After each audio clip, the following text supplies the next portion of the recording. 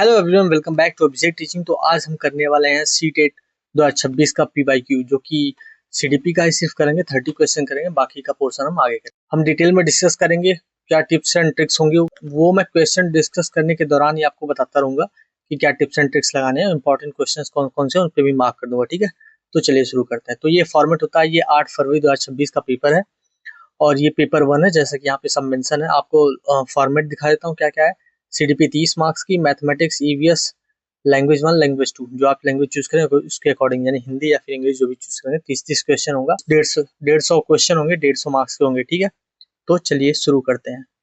बाकी आप इंस्ट्रक्शन वगैरह आप इसको पॉज करके पढ़ लेंगे। ये एग्जाम में आपको डिटेल भरनी पड़ती है, ये सब आप देख लेंगे पॉज करके। ठीक है, तो चलिए शुरू करते हैं। तो यहाँ पे आप देख सकते हैं मेंशन है पार्ट 1, यानी सीडीपी का चाइल्ड डेवलपमेंट पेडागोजी यहाँ पे दे रखा है। तो चलिए क्वेश्चन नंबर 1 डिस्कस करते हैं। ठीक है, करेंगे, कोई नेगेटिव मार्किंग यहाँ होती नहीं है, तो कोई टेंशन ही नहीं। आप 150 में से 150 क्वेश्चन करेंगे। तो चलिए ठीक है, शुरू करते हैं। ठीक है, क्वेश्चन नंबर फर्स्ट है, misconcepting among student should be dash, यानी रिक्त स्थान यहाँ पे दे रखा है। उसके बाद है and intuitive guess should be among student in primary grade, प्राथमिक कक्षाओं में छात्रों की भ्रांतियों यानी फिर डैश है, और सहज अनुमान को फिर डैश को करना चाहिए। यानी टीचर के बारे में पूछ रहा है कि टीचर को क्या करना चाहिए जब बच्चा ऐसा बिहेव करता है। तो ठीक है, तो ऑप्शन पढ़ते हैं। डिसमिस कर देना चाहिए? नहीं, बिल्कुल भी नहीं। मिसकॉन्सेप्शन को डिसमिस नहीं करेंगे, बच्चे को बताएंगे। तो फर्स्ट ऑप्शन ऐसी हो गया। थर्ड ऑप्शन देखेंगे तो यहाँ पे भी इग्नोर हो जाएगा, इसलिए भी गलत है। एक्नॉलेज, यहाँ पे भी एक्नॉलेज, दोनों में से एक कोई सही होगा। ठीक है, first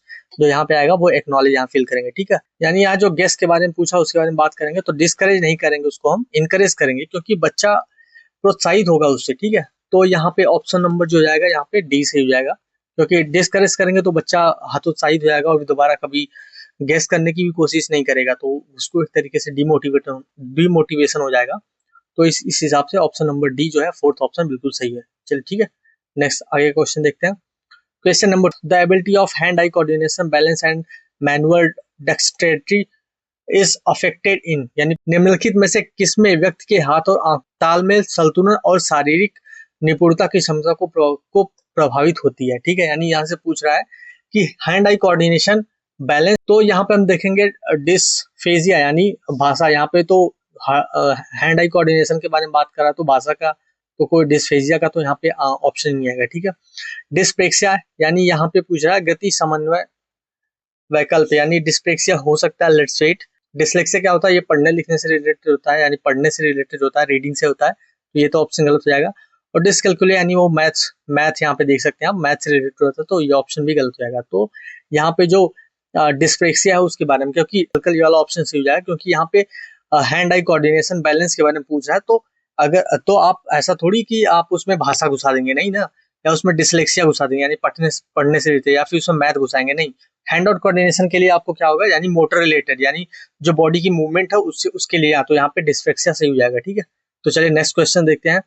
development of children's unfolding of random manners which does not have any pattern, यानी ठीक है, यहाँ पे क्या दे रहा है कि विकास बिना किसी पैटर्न और अनियमित तौर से प्रकट होता है। तो ये यहाँ पे दे रहा है, तो क्या ऑप्शन यहाँ पे सही हो जाएगा? ठीक है, चलिए आगे वाला पढ़ते हैं।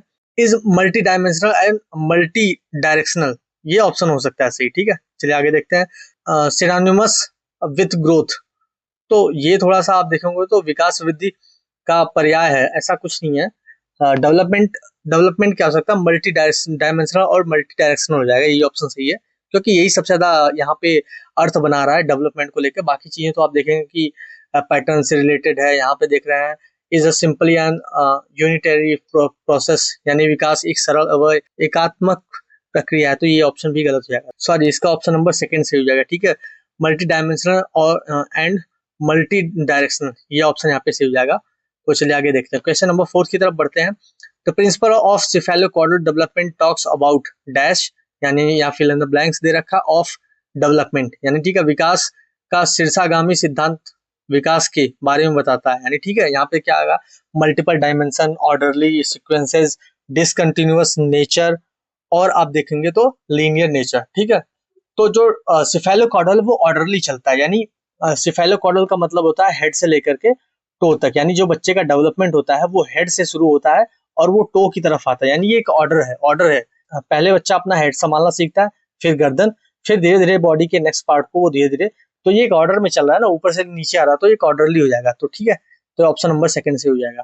क्वेश्चन नंबर 5 की तरफ बढ़ते हैं। Which of the following is the effective strategy for teaching children with autism. यानी ऑटिज्म क्या होता है? ऑटिज्म यानी रिपीटेशन, जो बच्चे रिपीट कर करके बार बार एक ही बात को रिपीट करते रहते हैं, उसी को ऑटिज्म बोलते हैं। ठीक है, तो ऑप्शन नंबर फर्स्ट देख लेते हैं हम, मेंटेनिंग एंड प्रेडिक्टेबल रूटीन। ठीक है, मेंटेनिंग अ प्रेडिक्टेबल रूटीन यानी अनुमानित दिनचर्या को बनाए रखना, ये चांसेस है, क्योंकि अगर बच्चा को एक ही चीज बार बार रिपीट करो तो अगर उसको हम ऐसे प्रेडिक्टेबल रूटीन दे देंगे तो बच्चा उस चीज को लेकर के घबराएगा नहीं। ठीक है, और उसको परेशानी फील नहीं होगी। Using strict discipline and punishment, नहीं पनिशमेंट तो देंगे नहीं, हमेशा जब भी क्वेश्चन को सॉल्व करेंगे हमेशा बच्चे को ध्यान में रखेंगे कि सारा जो काम होगा, सारी जो बातें होंगी वो बच्चे के फेवर में होगी, तभी वो ऑप्शन सही होगा। ठीक है, प्रोवाइडिंग कांस्टेंट आई कांटेक्ट, नहीं बिल्कुल, तो बच्चा घबरा जाएगा। अगर आप निरंतर नेत्र संपर्क बनाएंगे तो बच्चा घबरा जाएगा कि यार बार बार मुझे टीचर क्यों देख रहा है, वो ऐसा सोचेगा, उसके दिमाग में ऐसा प्रोसेस होने लग जाएगा कि यार ऐसा तो नहीं, टीचर सिर्फ मेरे पे फोकस कर रहा है, तो ये तो ऑप्शन गलत हो जाएगा। Avoiding using any audio visual aids, ये बिल्कुल गलत बात है, यानी किसी दृश्य शब्द सामग्री का प्रयोग से बचना है, ऐसा नहीं है। बच्चे को हमेशा बच्चे के फेवर में आप बात करेंगे, जहां पे बच्चे के फेवर में बात होगी वही ऑप्शन सही होगा। तो यहाँ पे देखें मेंटेनिंग अ प्रेडिक्टेबल रूटीन, यही एक सही ऑप्शन है। ठीक है, चलिए नेक्स्ट क्वेश्चन की तरफ चलते हैं। Which of the following are example of authentic learning task for the student in primary grades. ठीक है, यानी निम्न में से कौन सा प्राथमिक कक्षाओं में छात्रों के लिए प्रामाणिक शिक्षण कार्यों का उदाहरण है, यानी जो प्रामाणिक शिक्षक कार्य होते हैं उनका उदाहरण पूछ रहा है, तो हम उसको देखेंगे। ठीक है, which are following as example of authentic learning task for the student in primary. ठीक है, applying the concept to daily life, memorising, नहीं गलत हो जाएगा। रिकॉलिंग, नहीं ये भी नहीं होगा। Copy answer from the friends, नहीं, ये तीन ऑप्शन बिल्कुल गलत जाएंगे। इसी तरीके से आपको आंसर सीटेट में जब पेपर आप देंगे तो उस टाइम पे आपको छांटना होगा, डायरेक्ट ऐसे एलिमिनेशन करना पड़ेगा, तो ऑप्शन नंबर फर्स्ट इसका सही हो जाएगा। ठीक है, हमेशा बच्चे को ऐसे इस तरीके से कॉन्सेप्ट सिखाना चाहिए कि ताकि वो उस चीज को अपने डेली लाइफ में यूज कर पाए, तभी बच्चे ज्यादा से ज्यादा सीख पाए। ठीक है, इस बात को आप ध्यान में रखेंगे। Talking aloud to one self with no intent to communicate with others dash in childhood, यानी पूछा है कि दूसरों के साथ संवाद ना करने के इरादे से खुद से जोर से बात करना बचपन में, फिर क्या होता है, यहाँ पे डैश दे रखा, वो हमें फिल करना है। ठीक है, एबनॉर्मल बट नॉट कॉमन, नहीं बिल्कुल गलत बात है। कोई हर बच्चा, जो छोटा बच्चा होता है, अपने आप से खुद को डायरेक्शन देने के जोर जोर से वो बातें करता है। ठीक है, तो ये नॉर्मल है। नॉर्मल एंड कॉमन, तो ये ऑप्शन सही हो सकता है। लेट्स सी, आगे पढ़ते हैं।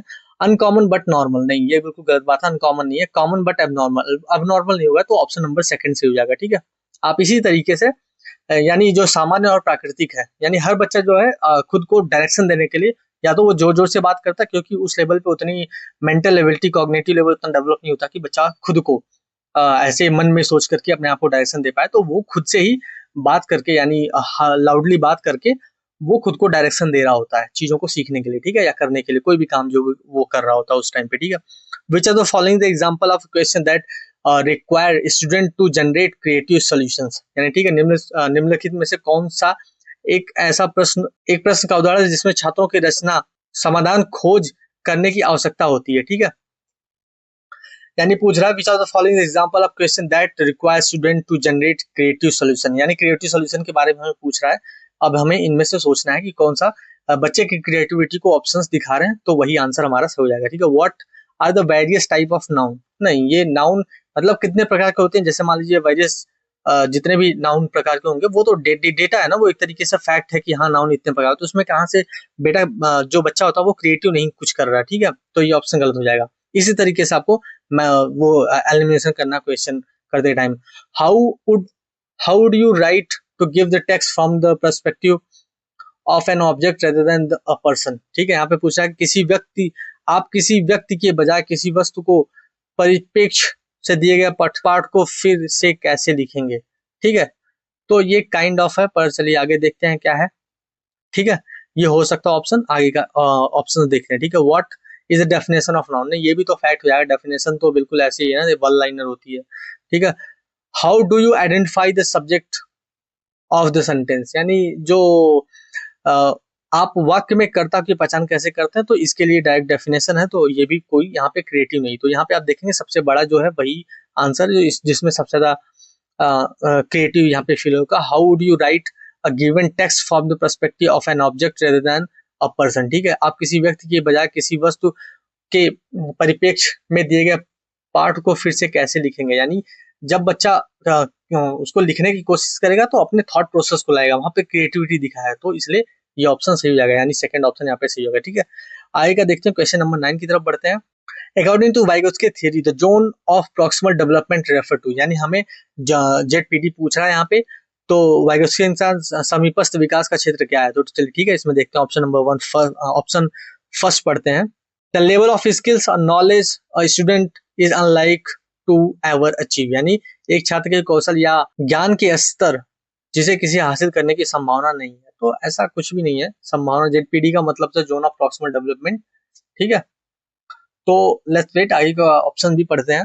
अ लेवल ऑफ स्किल्स और knowledge a student must master to pass a test और रिसीव अ ग्रेड। ठीक है, यहाँ पे क्या बोला है कि परीक्षा पास करने या ग्रेड प्राप्त करने के लिए एक छात्र के लिए आवश्यक कौशल का ज्ञान का स्तर। ठीक है, चलिए आगे का ऑप्शन देखते हैं, पॉसिबिलिटी है ये हो सकता है, बट आगे का ऑप्शन पहले पढ़ेंगे। ठीक है, द लेवल ऑफ स्किल और नॉलेज अ स्टूडेंट है ऑलरेडी मास्टर्ड, तो यहाँ पे जो अगर बच्चा खुद सीख ले रहा वो उसके अंदर में आएगा, यानी वो बच्चा खुद भी वो काम कर सकता है, तो वो जेडपीडी के अंदर में नहीं आएगा। ठीक है, लेवल ऑफ स्किल और knowledge a student capable of mastering with the help. देखिए जेडपीडी का मतलब क्या होता है, यानी ये बच्चे का नाम होगा, ये जोन ऑफ प्रॉक्सिमल डेवलपमेंट होता है, यानी ये जेडपीडी होता है। ठीक है, मतलब ये वो एरिया है जहां पे बच्चा जो है वो किसी टीचर की हेल्प से, ये बच्चे का जोन है। ठीक है, ये जो जोन है वो बच्चे का, लेकिन ये जो जोन है यहाँ पे बच्चा या तो मास्टर या फिर ट्यूशन या किसी भी किसी की हेल्प से, ये बच्चे का जोन हो गया, ये हो गया जेडपीडी का जोन। ठीक है, किसी हेल्प से बच्चा यहाँ पे सीख सकता है, इसी को जेडपीडी बोलते हैं। ठीक है, तो कौशल या ज्ञान का स्तर जो एक छात्र मदद से महारत हासिल करने में सक्षम होता है। ठीक है, तो ऑप्शन नंबर इसका जो डी है वो सही हो जाएगा। ठीक है, तो चलिए आगे देखते हैं, क्वेश्चन नंबर 10 की तरफ बढ़ते हैं। फॉर्मेटिव असेसमेंट अज्यूम दैट, यानी रचनात्मक मूल्यांकन मानता है कि, रचनात्मक मूल्यांकन का फॉर्मेटिव असेसमेंट क्या होता है, यानी जब हम क्लासरूम में पढ़ा रहे होते हैं तभी बच्चे के साथ जो कंटिन्यूअस असेसमेंट चलता रहता है। यानी मान लीजिए हमने कोई टॉपिक पढ़ाया आपको, ठीक है, जैसे मैंने अभी आपको फॉर एग्जांपल के लिए यहाँ पे जेडपीडी के बारे में थोड़ा सा आपको शॉर्ट फॉर्म में बताया कि जेडपीडी क्या है, यहाँ से इसके बारे में जो मैंने अभी बताया, अगर मैं इसी तुरंत अभी आपसे क्वेश्चन पूछने लग जाऊं तो ये हो जाएगा फॉर्मेटिव असेसमेंट, यानी जो कॉन्सेप्ट हम तुरंत पढ़ाए उसका तुरंत ही मूल्यांकन कर लिया जाए, यानी ड्यूरिंग द लेसन, जैसे ही लेसन खत्म हो रहा उसके बाद जस्ट हम उसका असेसमेंट करेंगे, तो इसको फॉर्मेटिव असेसमेंट बोलते हैं। ठीक है, तो चलिए ऑप्शन देख लेते हैं। चलिए तो ऑप्शन देखते हैं इसका। क्वालिटेटिव पैरामीटर आर बायस्ड और सब्जेक्ट, यानी गुणात्मक मापदंड पक्षपाती या व्यक्तिपरक होता है। लेट्स सी, आगे का ऑप्शन पढ़ते हैं। Learner should also have involve in the process of assessment, बिल्कुल सही बात है यहीं पे, क्योंकि जब आप कोई नया कॉन्सेप्ट पढ़ाएंगे और तुरंत ही बच्चे से पूछेंगे उस बारे में, तो वहां पे बच्चा भी इन्वॉल्व हुआ, तो ये सही होने का आसार यहाँ पे हो सकते हैं। चलिए आगे कुछ ऑप्शन देखते हैं। कॉम्पिटेटिव इज असेंशियल ऑफ, नहीं कंपटीशन तो कहीं नामो निशानी नहीं है, यहाँ पे कंपटीशन को हटा देंगे, गलत है ये। Only quantitative parameters give the correct feedback, ऐसा कुछ नहीं है, क्वांटिटेटिव प्लस क्वालिटेटिव, यहाँ पे दो चीजें आएंगी। ठीक है, तो चलिए यहाँ पे देखते हैं, यहाँ पे जो देखेंगे learner should also be involve in the process of assessment, यही ऑप्शन जो है सेकंड सही हो जाएगा। ठीक है, यानी मूल्यांकन की प्रक्रिया में शिक्षार्थियों को भी शामिल किया जाना चाहिए। यहीं पे बच्चा जो होता है वो मैक्सिमम सीखता है, क्योंकि जब आप बच्चे के साथ इंटरेक्शन करते हैं तभी आप बच्चे को ज्यादा से ज्यादा सिखा पाते हैं। ठीक है, तो चलिए आगे देखते हैं। अजर्सन और रीजनिंग का ये ऐसा क्वेश्चन जहाँ पे बच्चे बहुत ज्यादा गलतियां करते हैं, तो यहाँ पे अजर्सन एक ऐसी चीज है, यहाँ पे अभिकथन होता है, इसका हम इसको सॉल्व कैसे करते हैं, अजर्सन को ऐसे सॉल्व करेंगे कि जो ये रीजन दिया गया वो बिल्कुल इसको सेटिस्फाई कर रहा हो, तो यहाँ पे ये जो अजर्सन होता है वो सही होता है। ठीक है, चलिए अजर्सन और रीजनिंग का फर्स्ट ऑप्शन देखते हैं क्या रहेगा। Invented spelling free exploration of writing providing teacher with opportunity of authentic assessment of a learner level, यानी ठीक है क्या बोल रहा है, गढ़ी वर्तनी लेख में मुख्य, यानी हिंदी बहुत कठिन है, बता आप समझ लीजिए कि यहाँ पे लेखन में अन्वेषक शिक्षकों को शिक्षार्थियों के स्तर के प्रामाणिक मूल्यांकन स्तरों के प्रामाणिक मूल्यांकन के अवसर प्रदान करते हैं। ठीक है, यहाँ पे यानी पूछना था invented spelling free exploration of writing provide teachers with the opportunity authentic assessment of a learner level, तो ये काइंड ऑफ सही है, तो चलिए इसको देखते हैं। ठीक है, give the vast linguistic diversity in the classroom assessment in language should be dynamic, यानी पूछा कक्षा में भाषाई विविधता को देखते हुए भाषा का मूल्यांकन गतिशील होना चाहिए। बिल्कुल सही बात है। अगर कि मान लीजिए क्लासरूम है जिसमें अगर आप अलग अलग लैंग्वेज की डाइवर्सिटी रख रहे हैं, मान लीजिए आप यूपी के किसी स्कूल में पढ़ा रहे हैं, वहां पे एक बच्चा ऐसा होगा जो इंग्लिश बोलने वाला होगा, ठीक है, एक बच्चा ऐसा भी हो सकता है जो भोजपुरी बोल रहा हो, क्योंकि यूपी जो भोजपुरी भाषित प्रदेश है, ठीक है, तो वहाँ पे भोजपुरी बोल रहा है, एक हिंदी भी बोल रहा होगा, तो ये तो मल्टी लिंग्विल वाली। और एक बच्चा ऐसा हो सकता है जो पंजाब से आया, उसके फादर नौकरी कर रहे हैं यूपी में, तो सेंट्रल गवर्नमेंट में, तो उनका ट्रांसफर हुआ तो वो बच्चा पंजाबी भी बोल सकता है, ऐसे ही राजस्थानी बच्चा भी हो सकता है। तो जहाँ पे ज्यादा से ज्यादा लैंग्वेज डाइवर्सिटी रहेंगे, उसी में असेसमेंट करते के टाइम पे हमें ज्यादा बच्चे सीखने को मिलेंगे, बच्चों को ज्यादा सीखने को मिलता है। तो यहाँ पे आप देखेंगे तो ये जो रीजन है वो जो अजर्सन है वहां पे जो रीजन है उसको सेटिस्फाई कर रहा है। तो यहाँ पे ऑप्शन नंबर थर्ड से हो जाएगा, यानी both A and R true and R is the correct explanation of A, ठीक है, यानी रीजन जो है वो एक्सप्लेनेशन का करेक्ट वो है, एक्सप्लेनेशन है, ठीक है। क्वेश्चन नंबर 12 देखते हैं, which of the following skill is not actively participate in the process of reciprocal teaching. Reciprocal teaching क्या होता है? पारस्परिक शिक्षण कि जब हम क्लासरूम में छोटे 3-4 बच्चों का ग्रुप बनाते हैं, यानी 4-4 बच्चों का ग्रुप बनाते हैं, जहाँ पे बच्चे जो होते हैं वो आपस में ही लीड कर रहे होते हैं, ठीक है। इनमें 4 स्ट्रेटेजीज होती हैं जिनमें आते हैं प्रेडिक्टिंग, क्वेश्चनिंग, क्लैरिफाइंग और समराइजिंग। तो चलिए देखते हैं, ठीक है, अब आपको आइडिया लग गया होगा रेसिप्रोकल टीचिंग क्या होता है, ठीक है। तो यहाँ पे पूछा कौन सा उसमें से reciprocal teaching activity participate in the process of reciprocal, यानी कि निम्नलिखित में कौन से कौशल का प्रयोग पारस्परिक शिक्षण, या पारस्परिक मतलब क्या हो गया, आपस में ही बच्चों को से, यानी 4 बच्चों का ग्रुप बना दिया है, ठीक है, अब वो बच्चे आपस में ही डिस्कस कर रहे हैं, एक दूसरे को सिखा रहे हैं, ठीक है, और अपने आप को ही खुद को ही लीड कर रहे हैं, ठीक है। तो यहाँ पे क्या होगा, प्रिडिक्टिंग, तो जैसा मैंने आपको बताया ये तो आता ही है, क्वेश्चनिंग ये भी आता है, क्लैरिफाइंग ये भी आता ही है, और जो चौथा ऑप्शन है वो समराइजिंग, ठीक है, बट यहाँ पे वो दे नहीं रखा है, और इसमें पूछा कि कौन सा उसमें प्रैक्टिस नहीं होता, तो वो हो जाएगा मेमोराइजेशन, ठीक है, मेमोराइजिंग, ठीक है। तो ये हो जाएगा ऑप्शन सही। यहाँ पे इस वाले में आप ध्यान रखिएगा, जब भी आप नहीं वाला क्वेश्चन कर रहे हैं, नॉट वाला क्वेश्चन कर रहे तब आपको विशेष करके ध्यान देना होगा, यहाँ भी बच्चे गलती करते हैं, ठीक है। विच of the following is a hinder process of the effective problem solving, ठीक है, निम्नलिखित में से कौन सा प्रभावी समस्या समाधान की प्रक्रिया में बाधा डालता है, ठीक है। अब इसमें से पूछ रहा है कि कौन सा ऐसा ऑप्शन है जो कि समस्या यानी प्रॉब्लम सॉल्विंग में हिंडर बनता है, यानी बाधा डालता है उस चीजों को लेकर, ठीक है। ब्रेनस्टॉर्मिंग, तो आपको क्या लग रहा है, आप खुद भी सोचिए, वीडियो को पॉज करके आप देख सकते हैं, बाकी मैं एक्सप्लेन तो कर ही रहा हूँ आपको, ठीक है। ब्रेनस्टॉर्मिंग नहीं, बिल्कुल भी नहीं करता, ठीक है। उसके बाद क्या होता है, एनालॉजी ये भी नहीं करता है, यानी सादृश्य सोच जो होता है वो भी नहीं करता है प्रॉब्लम सॉल्विंग में, ठीक है। रिस्पॉन्स सेट ये कर सकता है, ठीक, कॉन्सेप्ट मैपिंग ये भी नहीं करता है, बिकॉज जब आप प्रॉब्लम को सॉल्व करते हैं तब ये सब चीजें आप करते ही हैं, ठीक है। तो ये वो चीजें हैं जो हिंडर नहीं बनती है, लेकिन जो रिस्पॉन्स सेट होता है वो हिंडर बनती है। रिस्पॉन्स सेट का मतलब क्या होता है, जैसे a प्लस बी का होल स्क्वायर होता है, a square plus b square plus 2ab, तो जब भी आप इसमें क्या होता है कि आप वैल्यू पुट करिए और आंसर आता जाएगा, तो इसमें क्या होता है, रिस्पॉन्स सेट फिक्स है, तो हमेशा आंसर जो होगा वो सेम आएगा। तो प्रॉब्लम सॉल्विंग के लिए क्या चाहिए होता है कि हमें डिफरेंट डिफरेंट टाइप की अप्रोचेस फॉलो करनी पड़ती है, ताकि हम आंसर जो प्रॉब्लम को सॉल्व कर पाए उसके आंसर तक पहुंच पाए। तो ये हो जाएगा, ठीक है। तो ऑप्शन नंबर थर्ड जो सही हो जाएगा। आई होप आपको वीडियो पसंद आ रही हो, अगर ये एफर्ट पसंद आ रहा है तो लाइक करें, शेयर करें, चैनल को सब्सक्राइब करें।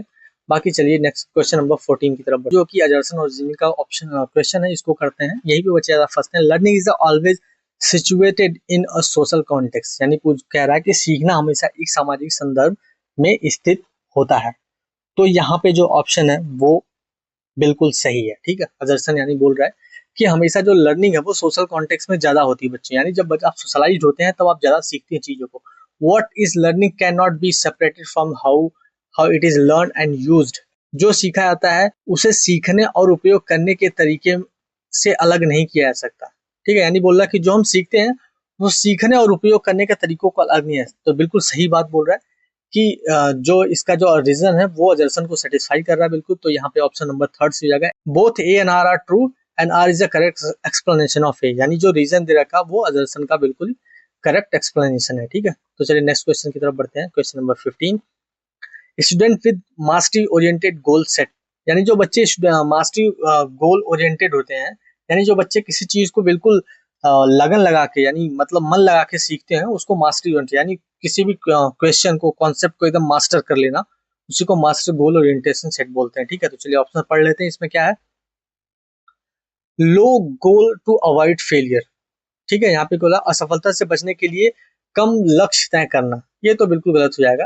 गोल जो मास्टर ओरिएंटेड होगा वो हमेशा मास्टर करना चाहेगा। Modern goal motivate to fear and shame, नहीं ये भी गलत हो जाएगा। रियलिस्टिक लर्निंग गोल, बिल्कुल सही बात है। रियलिस्टिक लर्निंग में ही मास्टरी होती है, यानी आप किसी चीज को सच में सीखना चाहते हैं तभी आप मास्टरी कर सकते हैं किसी सब्जेक्ट पे, कॉन्सेप्ट पे।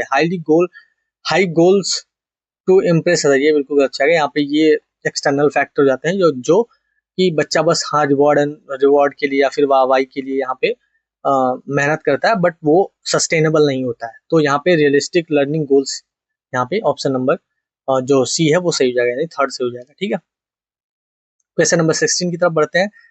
Attention deficit hyper activity disorder is characterised by, यानी एडीएचडी का जो है यहाँ पे हमें कैरेक्टर पूछा कि किस तरीके से होता है। ठीक है, restricted and repetitive behaviour pattern, नहीं ये तो ऑटिज्म हो जाएगा, जो रिस्ट्रिक्टेड होता है और रिपीटेटिव बिहेवियर करता है, जैसा मैंने इससे पहले वाले क्वेश्चन में कराया था ऑटिज्म के बारे में, यानी बच्चा बार बार एक ही चीज को दोहराववाद व्यवहार पैटर्न करता है, तो ये तो नहीं होगा। ठीक है, तो डिलेड मोटर एंड लैंग्वेज, तो नहीं ये भी हो जाएगा, यानी ये फिर मोटर एक्टिविटी से रिलेटेड है। Highly level of depression and mood swings, ये हो सकता है। चलिए आगे देखते हैं। ऑनगोइंग पैटर्न ऑफ इम्पल्सिविटी, ठीक है, यानी आवेग पैटर्न का लगातार सिलसिला। तो चलिए देखते हैं इसमें क्या हो जाएगा। ऑनगोइंग पैटर्न ऑफ इम्पल्सिविटी, यानी जो बच्चा एक बार कर रहा है, रिपीट कर रहा है, उसी चीज को बार बार करे जा रहा है, इसी को बोलते हैं ongoing pattern of impulsivity.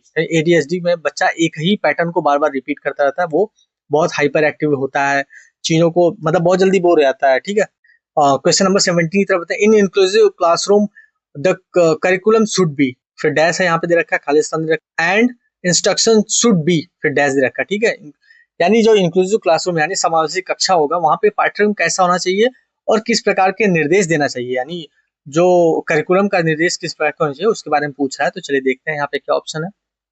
First option है फ्लेक्सिबल और यूनिफॉर्म, नहीं फ्लेक्सिबल तो होना चाहिए, बिल्कुल सही बात है, पर यूनिफॉर्म नहीं है, सारे बच्चों को एक जैसे नहीं सिखा सकते आप। स्टैंडर्ड, नहीं स्टैंडर्ड तो जहां पे जाए वो गलत है, तो ये दोनों ऑप्शन गलत हो गए। फ्लेक्सिबल एंड डिफरेंशिएटेड, बिल्कुल ये सही बात है। लचीला व विभेदी, यानी हर बच्चा जो है वो उसकी लर्निंग का तरीका बिल्कुल अलग होता है, तो वो उसी तरीके से फ्लेक्सिबल होना चाहिए। जो करिकुलम होना चाहिए वो फ्लेक्सिबल होना चाहिए, और डिफरेंशिएटिव यानी विभेदित होना चाहिए, यानी हर बच्चे के लिए अलग अलग तरीके से अगर आप सिखाएंगे तो बच्चे बहुत जल्दी प्रोग्रेस दिखाएंगे और चीजों को सीख भी लेंगे। ठीक है, चलिए आगे क्वेश्चन नंबर 18 देखते हैं। यहाँ पे पहले ही आपको फिल इन द ब्लैंक्स दे रखा है। Refer to the time of development when a individual is a most ready to acquire a new skills or ability and it is difficult to compensate for the loss of this later on in life। ठीक है, इसमें क्या हो रहा है कि यहाँ पे पहले डैश दे रखा है, उसके बाद क्या विकास के समय को संबंधित करता है या करते हैं कि जब कोई व्यक्ति एक नया कौशल या क्षमता प्राप्त करने के लिए सबसे ज्यादा तैयार होता है और बाद में जीवन में इसके नुकसान की भरपाई करना मुश्किल रहता है। तो चलिए ठीक है, इसमें ऑप्शन देख लेते हैं। तो सेंसिटिव पीरियड बिल्कुल हो सकता है, ऑप्शन देखते हैं। जेडपीडी का मतलब होगा यहाँ पे बच्चा सीख सकता है किसी हेल्प के थ्रू। डेवलपमेंटल टास्क थोड़ा सोच सकते हैं। डेवलपमेंटल टास्क में क्या होता है कि हर एक एज का स्टेप बाय स्टेप, इस एज में बच्चा ये अचीव कर लेगा, इस एज में ये अचीव कर लेगा, तो वो उस टाइप की चीज है, ये तो नहीं हो जाएगा। डेवलपमेंटल माइलस्टोन का मतलब क्या होता है, विकासात्मक प्रतिमान, वही हो जाएगा कि बच्चा जैसे 10वीं क्लास में 10वीं पास कर ले, 5वीं क्लास में 5वीं पास कर ले, ना कि वो फेल होकर के वापस से रिपीट करो, तो ये माइलस्टोन के अंदर में आता है, डेवलपमेंटल माइलस्टोन के अंदर में आता है। तो मेरे हिसाब से यहाँ पे जो ऑप्शन हो जाएगा सेंसिटिव पीरियड, यानी ऑप्शन नंबर फर्स्ट यहाँ पे जो होकर सही हो जाएगा, 18 का ए। ठीक है, क्वेश्चन नंबर 18 का ए सही हो जाएगा। तो चलिए आगे देखते हैं, क्वेश्चन नंबर 19 देखते हैं। Which of the principle of development is illustrated in the following of statement. ठीक है, निम्नलिखित में कथन में विकास के किस सिद्धांत को दर्शाया गया है, यानी ये एक स्टेटमेंट दे रखा है, उसमें पूछा कि कौन सा यहाँ पे यानी विकास के किस सिद्धांत को यहाँ पे दर्शाया गया, वही पूछ रहा है, तो हमें वो स्टेटमेंट पढ़ के आंसर देना है। During infancy and early childhood the limb continue to grow faster than the hand and feet, यानी ये पूछ रहा है, कह रहा है कि शैशवावस्था और प्रारंभिक बचपन के दौरान हाथ और पैरों की तुलना में टांगे, यानी जो टांगे होती है और बाहें तेजी से बढ़ते रहते हैं। ठीक है, यहाँ पे कह रहा है कि जो इन्फेंसी और अर्ली चाइल्डहुड में होते हैं वहां पे limb continue to grow faster than the hand and feet. ठीक है, चलिए ऑप्शन पढ़ते हैं। प्रिंसिपल ऑफ सेंट्रेशन यानी केंद्रीकरण, तो ये नहीं, केंद्रीकरण तो नहीं हो जाएगा। प्रिंसिपल ऑफ इंटीग्रेशन यानी एकीकरण का सिद्धांत, ये भी नहीं हो जाएगा। प्रिंसिपल प्रॉक्सिमो डिस्टल ये हो सकता है। सिफेलोकॉर्ड टू हेड टू टू होता है, ये तो पहले ही हेड टू टू आता है, तो ये गलत हो जाएगा। यानी प्रॉक्सिमो डिस्टल प्रिंसिपल होता है। यानी इसमें क्या होता है, जैसे एक बच्चा है, मान लीजिए बच्चा है, तो जो उसका डेवलपमेंट होगा वो सेंटर टू पेरिफेरी होता है, यानी उंगलियों की तरफ। मान लीजिए बच्चे का हाथ है और ये उंगलियों का सेंटर से लेकर के पेरिफेरी तक हो, यानी केंद्र से लेकर बाहर की दिशाओं तक होता है, तो बाहर के सिरों तक होता है, तो उंगलियों पे और पैरों की उंगलियों में भी होगा। ठीक है, तो इसी को बोलता है कि प्रॉक्सिमल डिस्टल प्रिंसिपल्स होगा। ठीक है, आई होप आपको समझ में आ गया होगा। चलिए क्वेश्चन नंबर 20 देखते हैं। Which of the following is the effective way of reducing the influence of gender stereotype among student prevalent in society है। ठीक है, समाज के प्रचलित जेंडर रूढ़िवादिता के प्रभाव को बच्चों के बीच कम करने के लिए प्रभावी तरीका कौन सा होता है, उसके बारे में पूछ रहा है। ठीक है, यानी जो हमारे सोसाइटी में रूढ़िवादी चली आ रही है, बच्चा उनको उनके अंदर कैसे उन चीजों को दूर कर सकते हैं, ताकि बच्चा उन चीजों को लेकर के फ्यूचर में चीजों को लेकर सेंसिटिव हो, ताकि चीजों को समझ पाए। ठीक है, तो चलिए देखते हैं। Exposing children to a diverse gender role and encouraging them to the pursue their interest, यानी बच्चों को विविध जेंडर भूमिकाओं से परिचित कराना तथा उनकी अपनी रुचि को आगे बढ़ाने के लिए प्रोत्साहित करना, ये ऑप्शन हो सकता है बिल्कुल। ठीक है, चलिए आगे पहले पढ़ लेते हैं, क्योंकि सारे ऑप्शन देखना जरूरी है। Assuming that children will naturally incline towards the gender neutral activity and interest, यह मान लेना कि बच्चे स्वाभाविक रूप से अपने जेंडर तटस्थ गतिविधियों और रुचियों को अपना लेंगे। ऐसा कुछ नहीं है, बच्चों को सिखाना पड़ता है, हर एक चीज उनको गाइड करनी पड़ती है, तो आपको बताना पड़ेगा। ठीक है, तो यहाँ पे ऑप्शन ये फर्स्ट सही होने के चांसेस बढ़ जा रहा है। Encouraging children to conform the traditional gender rules, यहाँ तो फिर वही बायसनेस की बात आ जाएगी, ये फिर गलत हो जाएगा। Providing children with the material that are the gender specific, यानी बच्चों को जेंडर स्पेसिफिक विशिष्ट सामग्री प्रदान करना, ये ऐसा कोई सोल्यूशन नहीं है। इसके लिए आपको फर्स्ट ऑप्शन ही बिल्कुल एकदम परफेक्टली बैठ रहा है। Exposing children to the diverse gender role and encouraging them to pursue their interest, यानी मान लीजिए आपके घर में माता पिता है, तो माँ हमेशा खाना बनाती है, तो कभी ऐसा होना चाहिए बच्चों के फादर को जेंडर स्टीरियोटाइप को हटाने के लिए, उसको अगर फादर को खाना बनाते हुए बच्चा देखेगा तो उसको लगेगा कि मेरे घर में तो मम्मी भी खाना बनाती है और पापा भी बनाते हैं, तो उसके अंदर कभी भी ये जेंडर स्टीरियोटाइप ही नहीं आएगा। ठीक है, और ऐसे ही डिफरेंट टाइप ऑफ, जैसे मान लीजिए किसी फीमेल पायलट को बुला के स्कूल में विजिट कराया जाए, ताकि उनको भी लगे कहीं ऐसा ना हो कि बच्चे ये सोचते हो कि हमेशा कि जो जहाज होती है या जो एरोप्लेन होती है उसको सिर्फ मेल ही चलाते हैं, तो फीमेल पायलट्स को भी लाना चाहिए। और अलग अलग साइट्स में, यानी जो जो लोग रिसर्च कर रहे हैं या फिर रिसर्चर्स होते हैं या जिन्होंने अपनी लाइफ में बहुत कुछ अच्छा अचीव किया होता है, उनको ला करके क्लासरूम में बच्चों के सामने उनको प्रेजेंट करना चाहिए, उनका एक्सपीरियंस रखा है, ताकि बच्चों के अंदर डाइवर्सिटी आ पाए। ठीक है, और जेंडर स्टीरियोटाइपिंग को बिल्कुल दूर कर पाए बच्चों के बीच से। ठीक है, तो चलिए नेक्स्ट देखते हैं 21 की तरफ। क्वेश्चन नंबर 21 की तरफ चलते हैं। Which of the following are important और इंश्योर मीनिंगफुल लर्निंग, वो आप देखेंगे तो मैं सारे कॉन्सेप्ट को पढ़ा चुका हूँ। आपको वहाँ पे आप चैनल के पेज पे जाएंगे तो वहाँ पे आपको प्लेलिस्ट मिल जाएगी, वहाँ पे मैं एक कोर्स करके बनाया हूँ, ऑप्शन वहाँ पे देखेंगे कोर्स, उसमें देखेंगे तो ये सारे कॉन्सेप्ट मैं ऑलरेडी पढ़ा चुका हूँ। ठीक है, तो अगर आप वीडियो देखेंगे तो आपको क्लैरिफाई हो जाएगा, और बहुत डीप में जाकर के और बहुत ही ईजी लैंग्वेज में पढ़ा हूँ। तो अगर आप लोग वीडियो देखेंगे तो आपको ये सब कॉन्सेप्ट बहुत आसानी से आएगा, जैसे मैं पढ़ा रहा हूँ बिल्कुल इजीली तरीके से आप कर पाएंगे इन क्वेश्चंस को। ठीक है, कोई बड़ी बात नहीं, आप 28 प्लस क्वेश्चन सीडीपी में 30 में आउट ऑफ 30 सही कर सकते हैं। ठीक है, चलिए क्वेश्चन नंबर 21 करते हैं। Which of the following are important to ensure meaningful learning, यानी सार्थक अधिगम सुनिश्चित करने के लिए उनके कौन सा महत्वपूर्ण है। ठीक है, तो यहाँ पे हम ऑप्शन चूज करेंगे। यहाँ पे देख सकते हैं आप ऑप्शन में दो या तीन या कोई भी में, मतलब मैक्सिमम 3 ऑप्शन सही हो सकते हैं, तो हमें उसके अकॉर्डिंग यहाँ पे ऑप्शंस को चेक करना होगा। ठीक है, प्रोविजनिंग ऑफ इमोशनल सपोर्ट, यानी मीनिंगफुल लर्निंग के लिए हम बच्चों को क्या करेंगे कि भावात्मक समर्थन का प्रावधान रखेंगे, बिल्कुल ये ऑप्शन सही है। एंड एटमॉस्फेयर ऑफ कंपटीशन, नहीं कंपटीशन और कंपटीशन जहां भी आए यहाँ पे आप उसको गलत काट देंगे, बिल्कुल वो गलत आएगा एक बार में। ठीक है, तो चलिएगा अपॉर्चुनिटीज फॉर डूइंग एक्सपेरिमेंटिंग, बिल्कुल सही बात है। हमेशा बच्चों को क्लासरूम में या क्लासरूम के बाहर या फिर ग्राउंड में बच्चों को अपॉर्चुनिटी दे, ताकि वो एक्सपेरिमेंट कर पाए, चीजों को हैंड ऑन एक्सपीरियंस कर पाए। तो ठीक है, ये ऑप्शन 2 ऑप्शन सही हो सकते हैं। आगे स्टैंडर्ड करिकुलम, बिल्कुल गलत बात है। हमेशा जो करिकुलम होना चाहिए वो डाइवर्स होना चाहिए और अकॉर्डिंग टू हर स्टूडेंट के अकॉर्डिंग होना चाहिए, ताकि बच्चे आसानी से सीख पाए, क्योंकि हर बच्चे की जो कॉग्निटिव लेवल होती है, सीखने की क्षमता होती है, वो बिल्कुल अलग होती है। ठीक है, तो यहाँ पे ऑप्शन नंबर ए एंड सी सही हो जाएगा। तो देखते हैं, ये तो गलत हो जाएगा। ऑप्शन नंबर फर्स्ट, हाँ ये सही हो सकता है। बाकी यहाँ पे फोर्थ दे रखा है तो ये फोर्थ वाला जो है वो गलत, तो ये जो ऑप्शन नंबर थर्ड ये गलत हो जाएगा। फोर्थ यहाँ पे देखा तो वो भी गलत हो जाएगा, ठीक है।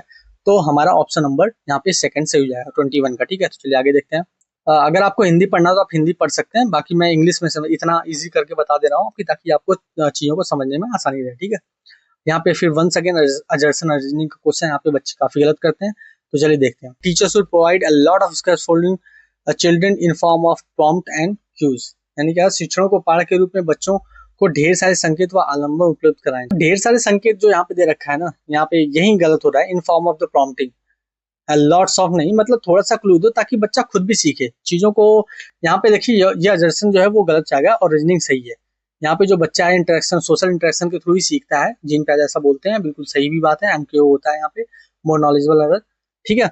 तो यहाँ पे जो है ये गलत जाएगा और अजर्सन गलत पर रीजनिंग सही। तो यहाँ पे ऑप्शन नंबर जो है आपका ए सही हो जाएगा, ठीक है। लॉट्स ऑफ नहीं, यहाँ पे गड़बड़ क्या कर दिया, लॉट्स ऑफ कर दिया। स्कैफोल्डिंग होना चाहिए, नॉर्मल स्कैफोल्डिंग, यानी आप थोड़ा सा उसको क्लू दे ताकि बच्चा उस चीज को खुद से सीखे, ठीक है। ऐसा नहीं को बिल्कुल ही उसको बच्चे को सब कुछ बता दो एकदम हैंड लाइक थाली में परोस के, ऐसा नहीं करना हमें। थाली में परोस के नहीं देना उसको, हमें थोड़ा सी हिंट देनी है। जैसे आप साइकिल चलाते टाइम स्वयं बच्चों को थोड़ा सा स्टार्टिंग में हेल्प कर देता हूँ, फिर बच्चा आगे अपना साइकिल चलाता रहता है। अकॉर्डिंगली बिल्कुल ये सबसे बेस्ट एग्जाम्पल है। और ऐसे ही आपको करना है कि बच्चों को स्टार्टिंग में थोड़ा सा क्लू दे देना, हिंट दे देना, उसके बाद बच्चा ऑटोमेटिक चीजों को कर लेगा, ठीक है।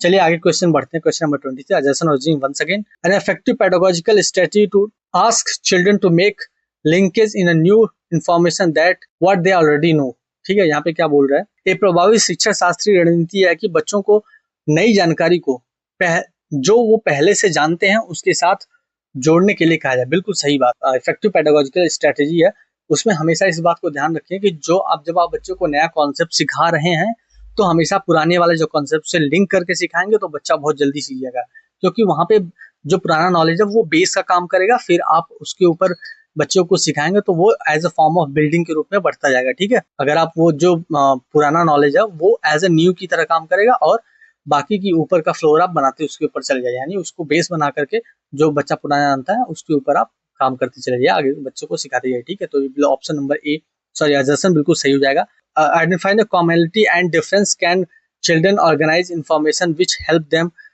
To think as well as remember better, यानी ठीक है। क्या बोला, समानताओं व विभिन्नताओं की पहचान करने के लिए बच्चों को जानकारी संगठित करने में मदद मिल सकती है, जो उन्हें सोचने के साथ साथ बेहतर याद करने में भी मदद करती है। ये बिल्कुल सही बात है, यानी जो रीजन है वो अजर्सन को बिल्कुल सेटिस्फाई कर रहा है, क्योंकि यहाँ पे वही बोल रहा है कि यहाँ पे वही बात करी, जो पुरानी जानकारी है उससे और जो नई जानकारी उसको बेहतर तरीके से समझने में और उसको याद रखने में बिल्कुल मदद मिलती है, ठीक है। तो यही चीज है। तो यहाँ पे आप देखेंगे ऑप्शन यहाँ पे यानी ऑप्शन नंबर थर्ड हो जाएगा। Both A and R true and R is the correct explanation of A, ठीक है। चलिए नेक्स्ट क्वेश्चन की तरफ बढ़ते हैं। Question number 24, extensive motivation come from dash while intensive motivation is based on, यानी पूछ रहा है कि यहाँ पे बाहरी प्रेरणा फिर डैश से आती है जबकि आंतरिक प्रेरणा पर आधारित होती है, ठीक है। तो हमें देखना है यहाँ पे अवॉइडेंस ऑफ पनिशमेंट बिल्कुल हो सकता है, रिवार्ड सच एज प्राइजेस, तो ये एक्सटेंसिव के अंदर में आ जाएगा। तो ये ऑप्शन गलत है, क्योंकि यहाँ पे फेल करना है। इंटेंसिव मोटिवेशन जो होती है वो अंदर से आती है, ठीक है। अप्रूवल ऑफ अदर बिल्कुल सही होता है। पर्सनल सेटिस्फेक्शन ये बिल्कुल सही बात है, यहाँ पे पर्सनल सेटिस्फेक्शन हो जाएगा। पर्सनल सेटिस्फेक्शन ये गलत दे दिया है, फिर यहाँ पे पर्सनल सेटिस्फेक्शन, तो ये दोनों ऑप्शन गलत जाएंगे, यानी जो 24 का है वो ऑप्शन नंबर सेकंड सही हो जाएगा, यानी बी सही हो जाएगा।